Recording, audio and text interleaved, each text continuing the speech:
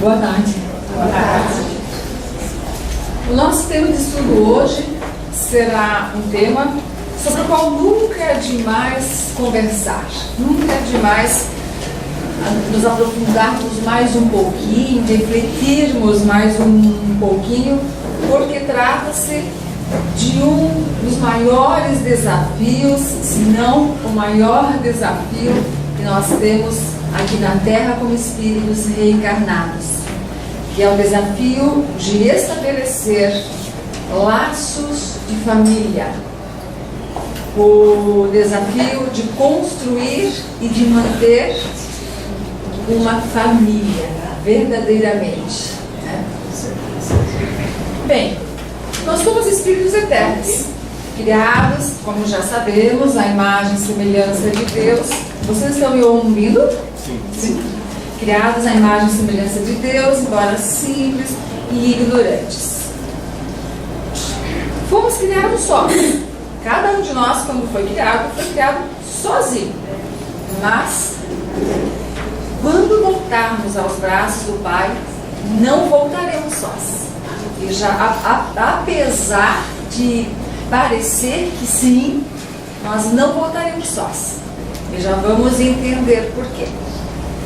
Ao contrário do que muita gente pensa, ao contrário do que eu pensei por muito tempo também, evoluir não é um processo solitário. Sabe-se que espíritos mais evoluídos já não possuem mais os vínculos familiares, os vínculos com um grupo, com um clã, como nós temos ainda. E essa ideia, a ideia de não existir este vínculo, sempre me fez crer que espíritos mais evoluídos, bem mais evoluídos do que nós, eram solitários, porque eu não conseguia conceber a vida sem esses vínculos tão diretos, tão próximos, tão fortes. Esses espíritos conquistaram uma autonomia, uma autossuficiência, uma capacidade de ser felizes, que nós não conquistamos ainda. Eles não têm mais necessidade desses vínculos tão apertados, esses nós, porque muitas vezes os vínculos que nós criamos uns com os outros, principalmente dentro das nossas famílias, não são laços, são nós. E espíritos jamais evoluídos não têm necessidade desses nós. Mas como eles conquistaram essa autossuficiência, essa autonomia, essa capacidade de ser felizes, sendo cidadãos do universo, já não precisando mais desses vínculos tão estreitos. Eles chegaram lá justamente através do exercício da família. Foi através da família, através dos laços familiares, que eles foram exercitando a prática do amor para um dia conseguir estender esse amor a todas as criaturas do universo, a todos os seres do universo, e se sentirem realmente como membros da grande família universal. Mas um dia eles passaram exatamente pelo que nós estamos passando hoje, pelos conflitos, pelos desafios, pelas dores, pelas angústias, pelas alegrias e felicidade que as famílias trazem. Então, é através deste exercício que um dia nós chegaremos ao nível de liberdade, de libertação e de integração com o universo, integração com o todo, de comunhão com Deus, como eles chegaram. Na medida que o espírito vai ampliando a sua capacidade de amar, ele vai se desvencilhando dessa necessidade, dessa dependência, desse vínculo mais forte, mais estreito e mais dominador, de posse em relação a outras criaturas. Bem, então vamos entender um pouquinho o que é a família terrena. Qual é o objetivo da família terrena? Por que as nossas famílias existem? Por que nós estamos inseridos nesse grupo familiar, nesse clã familiar ao qual chamamos família? Em relação a é importante compreendermos que que esse exercício é tão importante, que a existência da família na nossa vida é tão importante, que Deus tem permitido que façamos esse exercício desde longa data. Desde quando éramos princípios inteligentes, passeando, estagiando lá no reino animal, nós já fazíamos os nossos exercícios a fim de desenvolver os sentimentos maternal, paternal, filial e fraternal que hoje fazem parte da nossa vida, que hoje são uma realidade para nós. E é fácil observarmos isso lá no reino animal, como os animais já exercitam a prática e o desenvolvimento desses sentimentos. Só para exemplificar, só para ilustrar, vou citar alguns casos, para nós vermos como isso é verdade. Como nós já estamos exercitando a prática familiar, a comunhão familiar, desde muito mais tempo do que imaginamos, né? Por exemplo, o papai pinguim, ele recolhe o ovo que a fêmea postou. E por 2 meses ele fica chocando esse ovo. E o papai não se afastando do ovo sequer para se alimentar, coitadinho. Depois que o filhotinho nasce, a mamãe pinguim regurgita o peixe que ela pescou para alimentar o seu filhote. Os saguis, cavalos marinhos, rãs, raposas, leões, emas, quando filhotes, também são todos cuidados pelos papais, não são as mães que cuidam deles. Os filhotes são cuidados pelos pais. Já os cães, gatos, outros macacos que não os sagui, elefantes, aves, bovinos, equinos, caprinos, suínos, ursos, esses já são cuidados por suas mamães, atentas e prestimosas. Também é comum observarmos a linda relação que existe entre os filhotes, entre os irmãos, que brincam juntos, dormem juntos, comem juntos, brigam e vão brigar por muito tempo ainda, mas já estão ali exercitando a prática do amor fraternal, né? E na maioria das vezes expressam a alegria que sentem por terem a companhia uns dos outros, a ponto de quando nós temos que separar os filhotes de uma ninhada, de cãezinhos, de gatinhos, a gente faz, porque eles precisam ser doados, né? A gente faz isso com o coração apertado, porque aqueles irmãozinhos ficaram ali 1, 2 meses brincando e compartilhando aquela convivência de uma forma tão linda. Percebe que eles já estavam criando laços afetivos, sim, porque os animais sentem, têm emoções, têm sentimentos, sim. E na hora de ter que separá-los, eu pelo menos sempre sofro muito nisso. Por uns 2, 3 dias, assim, eu fico em estado de luto quase, né? Então ali se observa como desde o reino animal nós já vínhamos desenvolvendo, exercitando os nossos laços de família. Então esses são...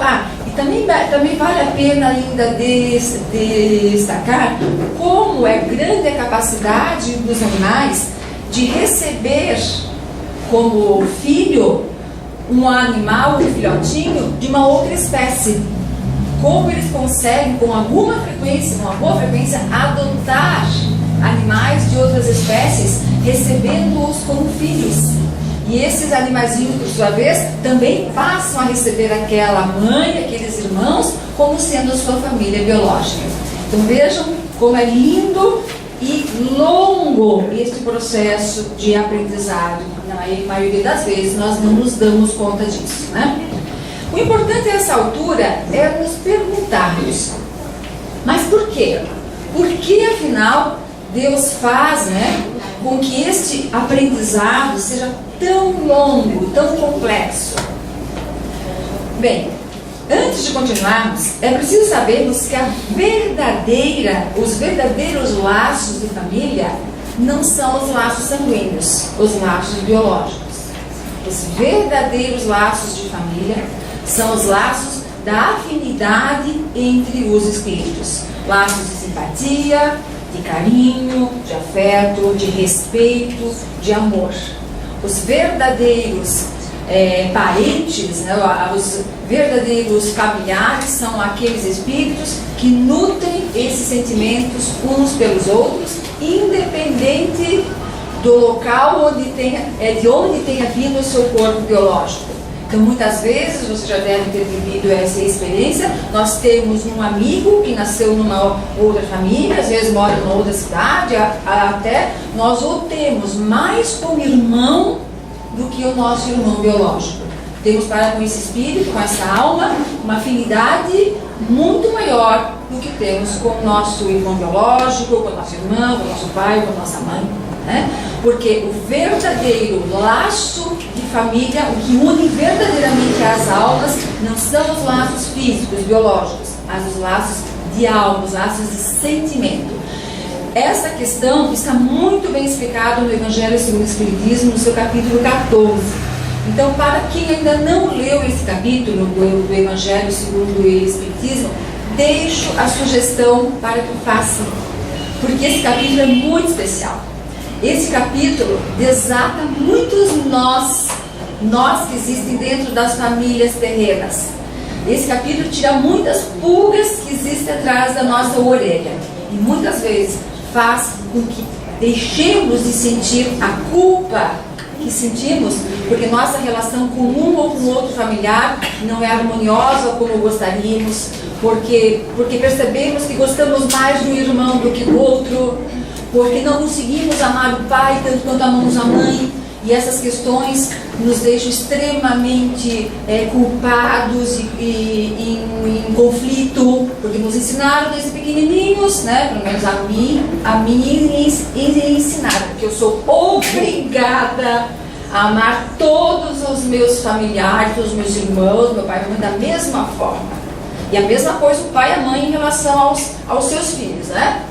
Então, quando eu percebi, com o passar dos anos, que eu não conseguia fazer isso, que a minha relação era diferente para com cada membro da minha família, isso por muito tempo me trouxe conflitos. E só anos depois, ao tornar-me espírita, e principalmente ao estudar este capítulo do Evangelho, é que eu consegui compreender que estava tudo certo, que eu não era uma pecadora como eu achava até então, e que tudo estava caminhando para a harmonia, para a amizade, para o amor, só que caminhando a seu tempo, no seu ritmo, não como uma imposição como me fizeram crer, né?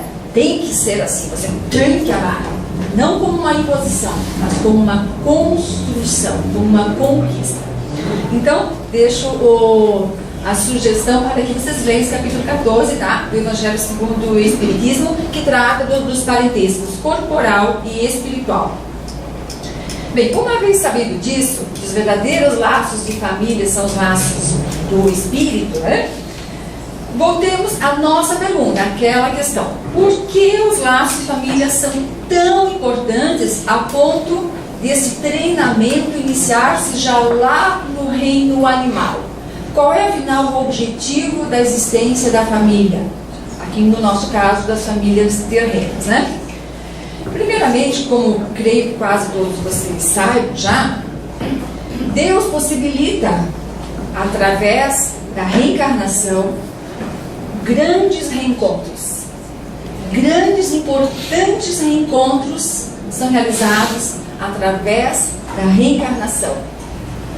Muitas vezes, nós reencontramos dentro do ambiente familiar, dentro daquele grupo familiar, grandes amigos do passado, grandes amores do passado, e que reencarnam ao nosso lado, e nós reencarnamos ao lado deles também, a fim de um ajudar o outro, apoiar o outro, incentivar o outro, amparar o outro nessa luta tão árdua, nessa caminhada tão cheia de percalços que é a vida sobre a Terra. Essa caminhada tão cheia de ilusões e desilusões, desafios, provas, expiações.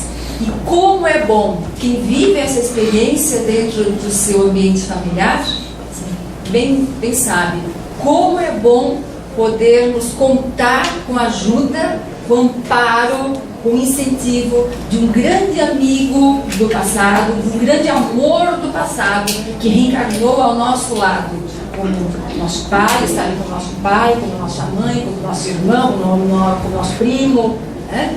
É realmente uma grande bênção, um grande presente de Deus possibilitar que isso aconteça. Mas isso não é dado, não é presente assim. Ele possibilita, ele permite que isso aconteça.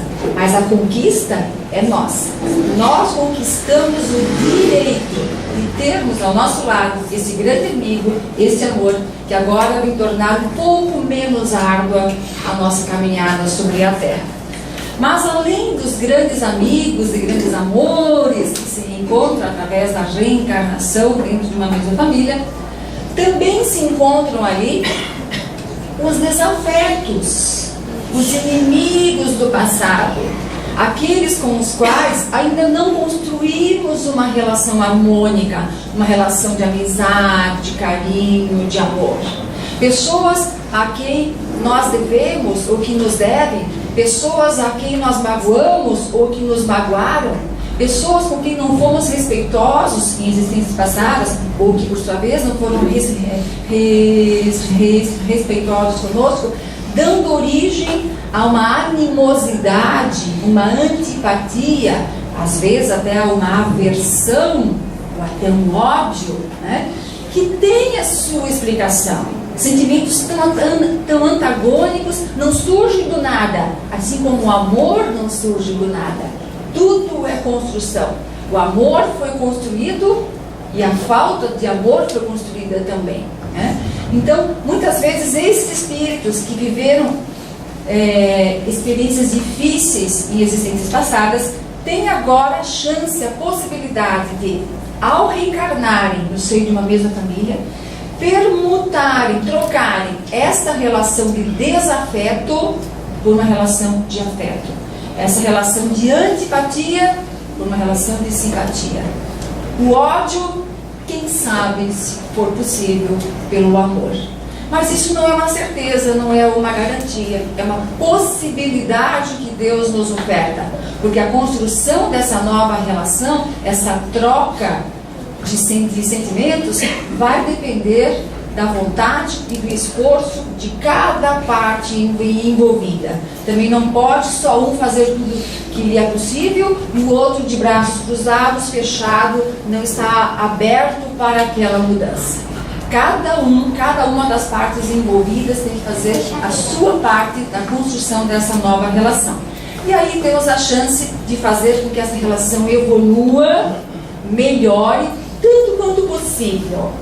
Está aí uma outra questão que provoca muito sofrimento em muita gente. Se eu não conseguir, até o final dessa encarnação, construir uma relação de amor com esse irmão, como eu já tenho com aquele outro irmão, será que eu vou para o inferno por isso? Porque irmão tem que amar irmão tudo igual. Ou com os pais, né? Às vezes são conflituosas nossas relações com nossos pais. Se eu não conseguir estabelecer com o meu pai a mesma relação harmoniosa, gostosa, de amor que eu tenho com a minha mãe, o que vai acontecer comigo? Eu sou pecadora por isso. Eu vou arcar com as consequências dessa falta de amor que não conseguiu se estabelecer.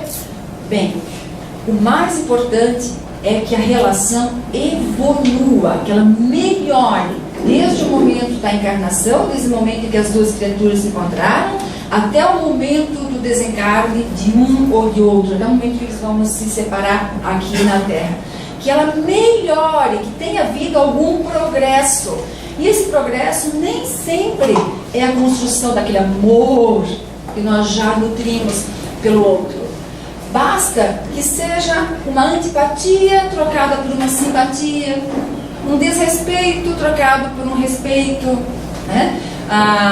Aqueles pensamentos negativos de mágoa, de rancor que eu nutria contra ele foram trocados por sentimentos de simpatia, já não desejo mais o mal a ele como eu desejava, quero que ele seja feliz, quero que ele viva em paz, quero que ele tenha saúde, enfim, conseguir trocar as coisas ruins que eu desejava para ele por coisas boas, mas ainda não é aquela relação de amor, assim, né? Mas tudo bem, se o esforço foi feito, se eu dei o meu melhor, o outro também deu o seu melhor, e nós conseguimos chegar a uma relação um pouquinho melhor, está de bom tamanho, porque o que não pode ser realizado agora continuará sendo realizado em existências futuras. Voltarão certamente como familiares novamente para dar continuidade a essa construção do amor até que o amor seja atingido, seja conquistado.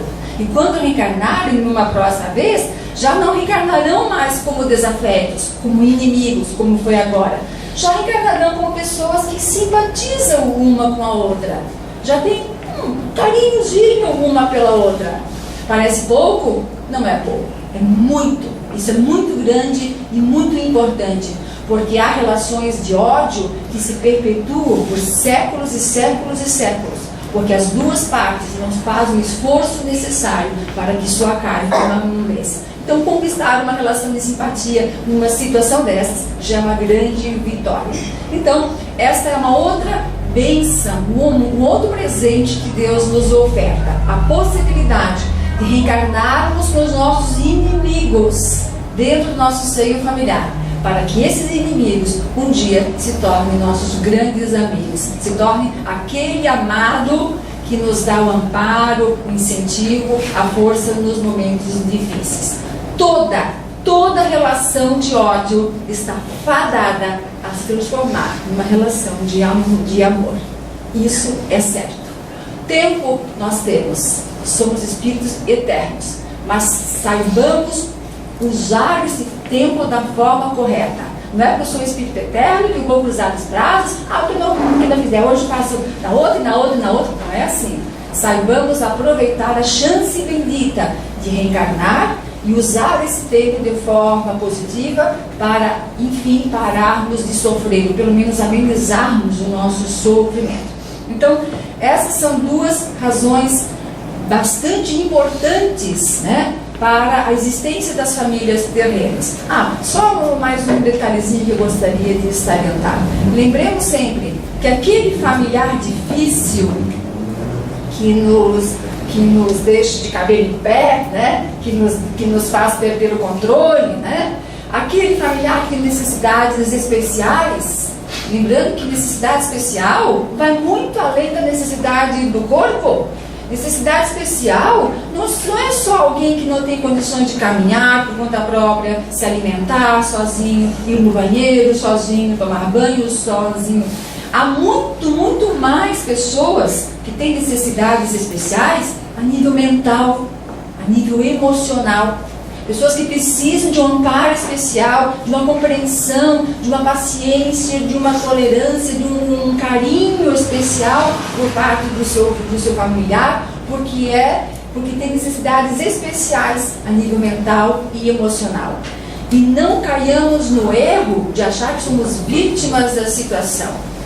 Se essa pessoa com necessidade especial, seja ela física, mental ou emocional, reencarnou na nossa família, nós o recebemos como filho, ou temos como esposo, como cônjuge, né? Se é nosso pai e nossa mãe, tenhamos a certeza absoluta que nós temos alguma participação, muito provavelmente temos alguma participação naquele desequilíbrio dele, naquela necessidade especial, aquela situação de limitação na qual ele reencarnou. Nós temos participação, temos responsabilidade nisso, ou no mínimo, assumimos o compromisso, a missão de auxiliá-lo, de ampará-lo.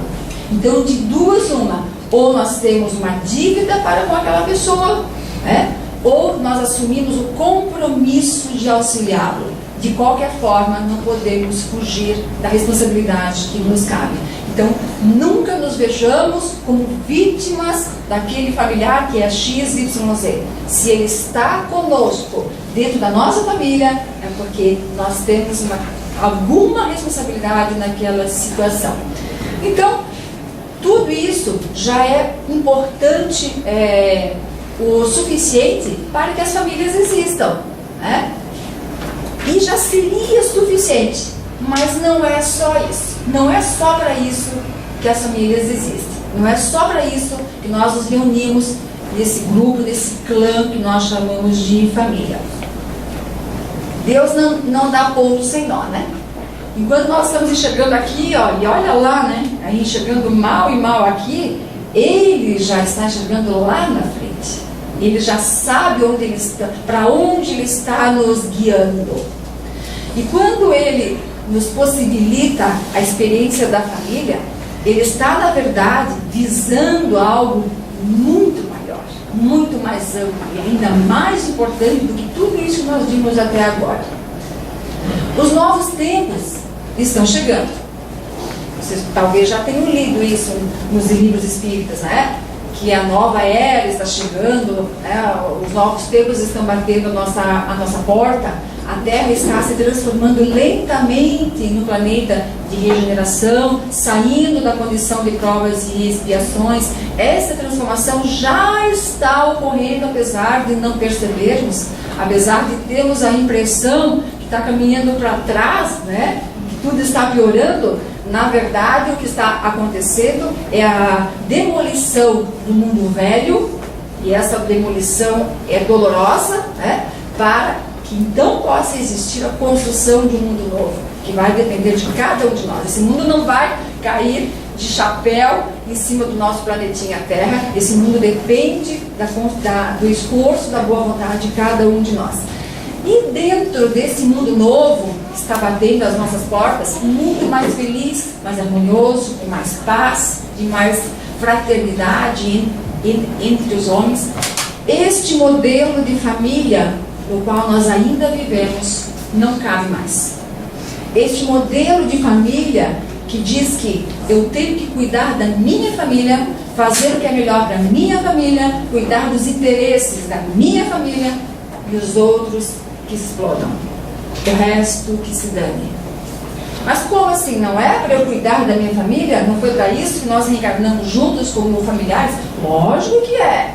Lógico que o nosso cuidado, nosso zelo, nosso amor tem que iniciar-se pelo próximo mais próximo, que são aqueles que reencarnaram conosco.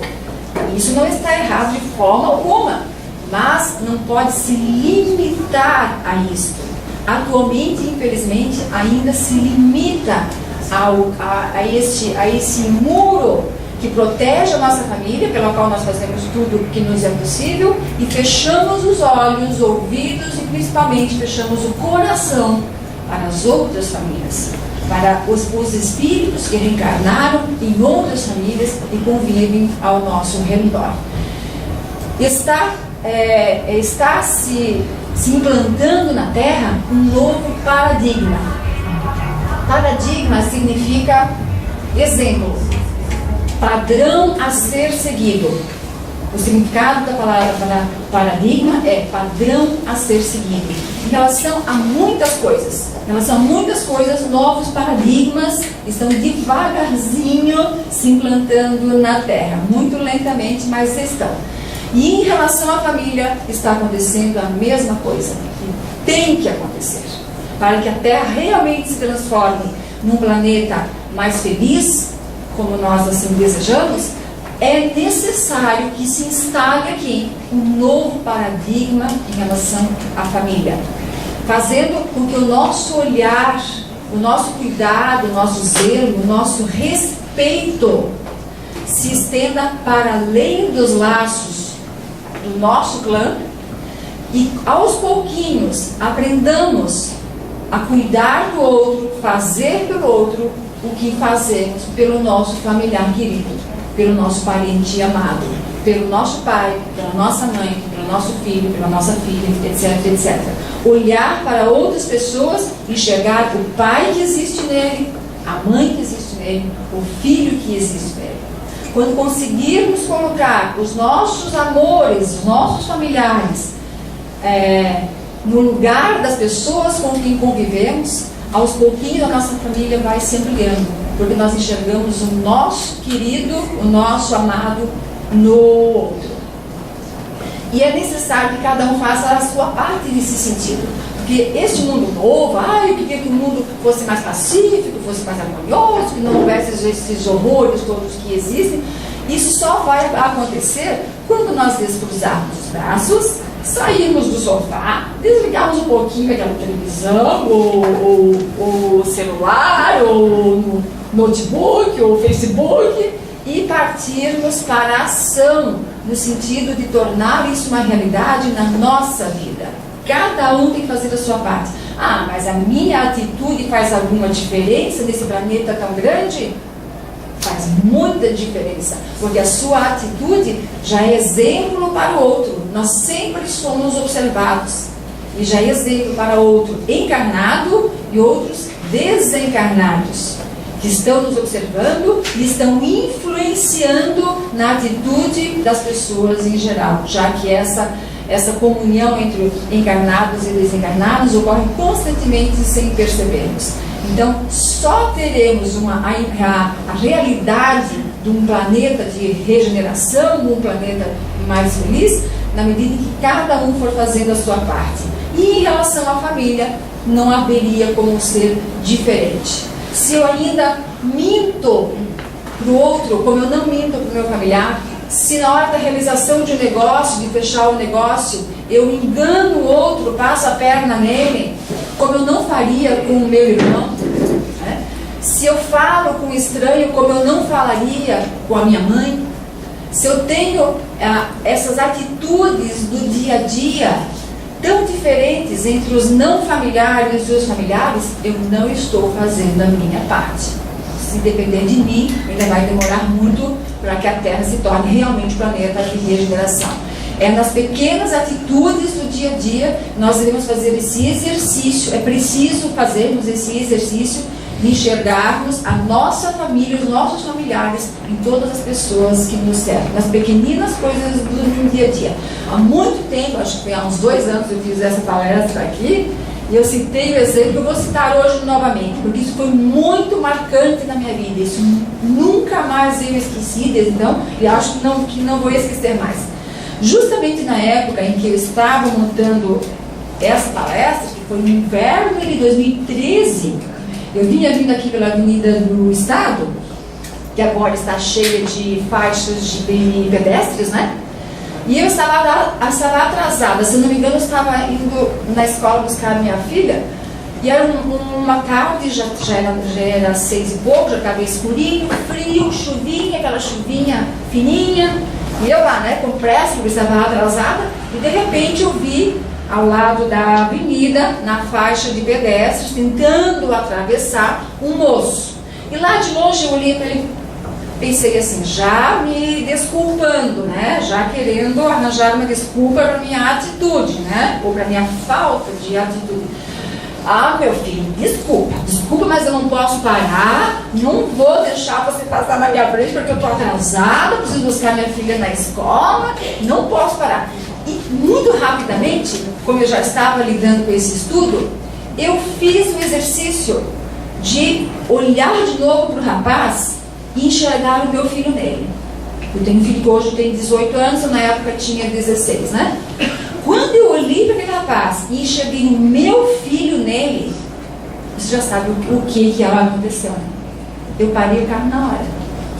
Liguei o pisca-alerta para que os outros carros prestassem atenção nele, né? Parei o carro na hora. Enquanto ele atravessava na minha frente, continuei olhando para ele, continuei enxergando o meu filho nele. E fiquei pensando, puxa vida, se o meu filho estivesse parado aqui no lado da avenida, numa tarde fria e chuvosa como hoje, esperando que alguma alma caridosa parasse para ele atravessar, como eu gostaria que os carros fizessem isso para ele. Como eu ficaria feliz quando os carros parassem para ele. Então, é isso que eu devo fazer para as pessoas também. Vê-las como meus filhos, como meus irmãos, como meu pai, como minha mãe, como os meus melhores amigos, aqueles que a gente tem como familiar, mesmo não tendo reencarnado dentro da nossa família. E esse exercício de enxergar os nossos amores no outro, esse exercício, quando repetido, faz com que saiamos de um condicionamento extremamente negativo, que nós trazemos há séculos e séculos e séculos e séculos, e vá aos pouquinhos construindo um novo condicionamento. O condicionamento de enxergar os nossos amores nas pessoas que nos cercam. Na medida em que persistimos nesse exercício, vamos percebendo que isso vai acontecendo cada vez mais facilmente e cada vez mais frequentemente. E aí, como consequência, a nossa atitude para com aquela pessoa muda. É simples, mas tem que ser feito. Uma hora a gente tem que decidir, hoje eu vou começar. Porque senão a gente vai deixando para amanhã, e para amanhã, desencarna, ainda não começou. A vida é feita de primeiros passos em relação a tudo. Se dermos esse primeiro passo e percebermos como aquilo fez bem para a gente. Depois que eu parei na faixa para o moço passar, perdi mais um minutinho assim, mas que um minuto, que diferença um minuto fez lá para minha filha que estava me esperando lá na escola, e para aquele moço que estava ali parado fez diferença. Ele não tinha guarda-chuva, ele estava se molhando na chuva, frio, e que diferença este um minuto fez para mim, como aquilo foi importante para mim. Então, é com esse exercício que a gente pode começar, que podemos começar a cuidar dos outros, como cuidamos dos nossos familiares mais queridos, mais amados. E é esse exercício que eu deixo como sugestão para que este novo paradigma comece devagarzinho a se instalar na vida de cada um de vocês, como já começou na minha. Ainda não consigo fazer isso o tempo todo. 2 anos se passaram desde aquela primeira experiência. Aquela foi muito marcante. 2 anos se passaram e eu ainda cometo falhas, mas com uma frequência muito maior já. Já consigo agir com o outro como eu gostaria que agisse para com os meus queridos, para com os meus entes queridos, né? Enxergando nas pessoas, nas outras pessoas que eu não conheço, as pessoas que eu mais amo na vida. Então, aos pouquinhos, tenhamos paciência conosco mesmos, porque esse processo é lindo, mas perseverança. Não é porque ainda cometemos falhas, vou desistir, ainda sou um espírito inferior, ainda não tenho condições de fazer isso ainda não é para mim. É para nós sim. Espíritos do nosso nível evolutivo já têm plenas condições de realizar essa mudança. Basta para isso que sejamos pacientes, tolerantes conosco mesmos e perseverantes. Então deixo esse exercício como sugestão. E é por isso então que espíritos mais evoluídos não se sentem solitários, né? É por isso que a evolução não é um processo solitário. Se por um lado, na medida que o espírito evolui, ele deixa de ter esses laços tão fortes, né, com a família terrena, esses laços tão possessivos, ele vai se engajando cada vez mais na família universal, vai aprendendo cada vez mais como nós vamos fazer com esse exercício, vai aprendendo cada vez mais a enxergar a sua família, os seus familiares, os seus irmãos em humanidade, em todas as criaturas que o cercam, extrapolando até o reino nominal, entrando no reino animal, enxergando cada gatinho, cada cachorrinho, cada vaquinha, cada porquinho como seu irmãozinho, não em humanidade, ainda porque ainda não adentraram no reino nominal, mas irmãos sim, seus irmãos menores, seus irmãos caçulas, porque foram igualmente criados por Deus, tanto quanto nós, e estão trilhando o caminho da evolução até chegar no reino nominal onde nós estamos. Esses espíritos que já aprenderam a amar dessa forma não podem se sentir solitários. Onde quer que eles estejam, com quem quer que eles estejam, eles estão em casa, estão entre a sua família, estão entre os seus irmãos.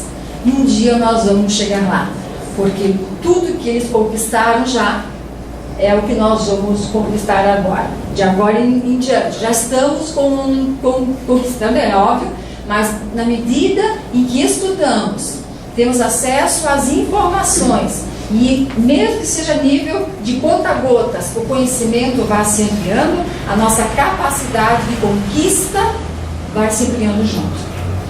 Então, é isso que eu desejo para todos nós, que tenhamos a sabedoria, o esforço e a paciência e a perseverança necessárias para, tão rápido quanto possível para cada um, chegarmos ao ponto, ao nível em que esses espíritos chegaram. O nível da conquista do amor universal em relação a todas as criaturas. Lembrando sempre que é a partir da família que esta conquista será realizada. Muito obrigada pela atenção. Boa tarde.